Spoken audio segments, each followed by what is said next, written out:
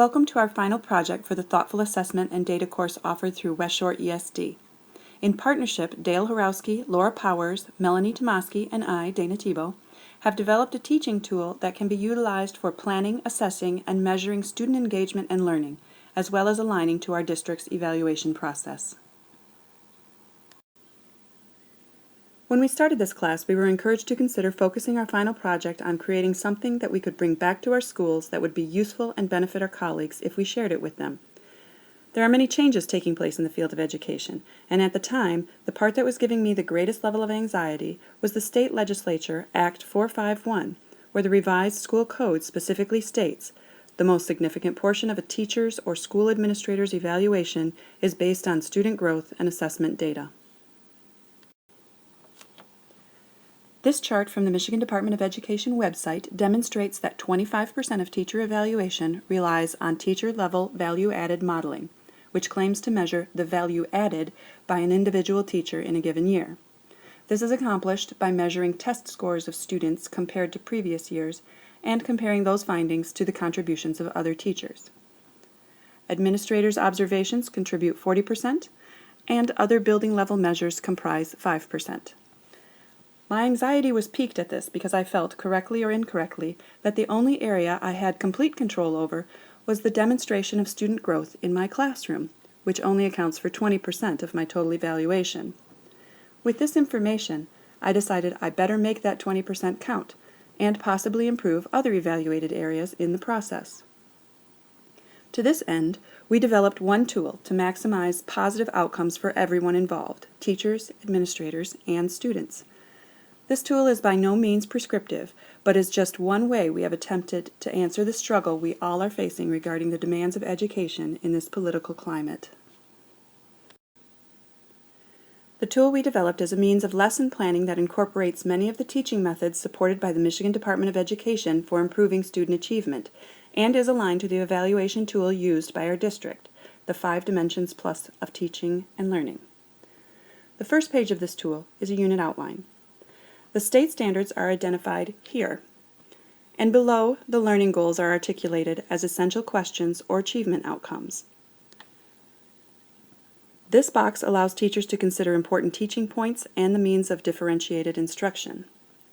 Below that, there is a space for teacher reflection that makes this document one that evolves as the teacher experiences the lessons and actions, so that adjustments and revisions can be made for future teaching success. This page provides a context for the process of delivering curriculum content. It also demonstrates that the student learning is aligned to state standards, and it allows for teacher growth from reflection upon experience. The subsequent pages, called the Daily Instructional Aims and Success Criteria, contain the daily lesson plans. At the top of the page, the teacher can identify the order of the lesson in the unit and the date it will be used. Additionally, this tool outlines the daily learning target,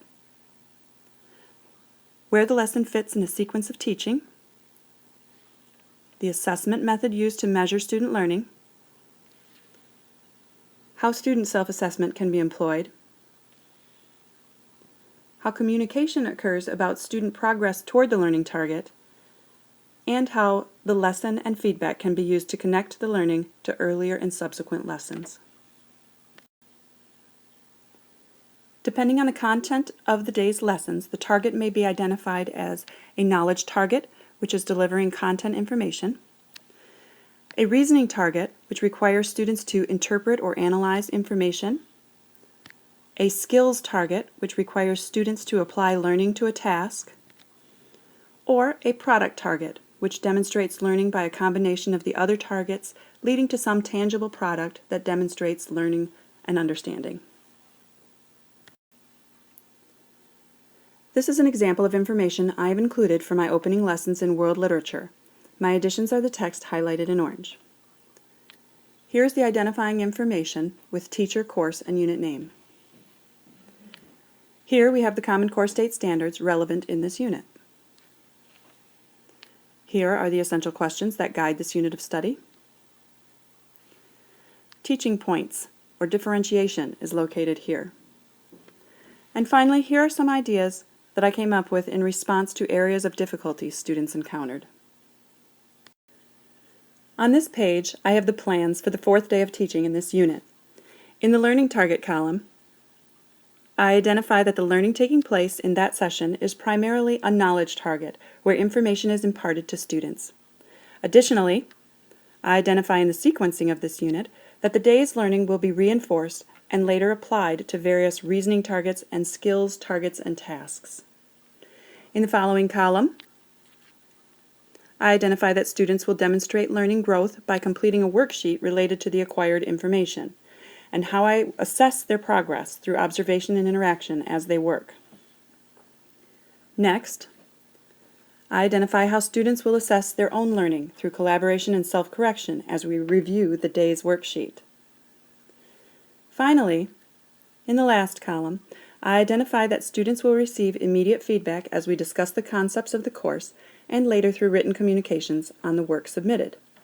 Lastly, it is noted that analysis of future texts is dependent upon these foundational concepts and that students will have opportunity to use the feedback as the unit of learning progresses to its conclusion.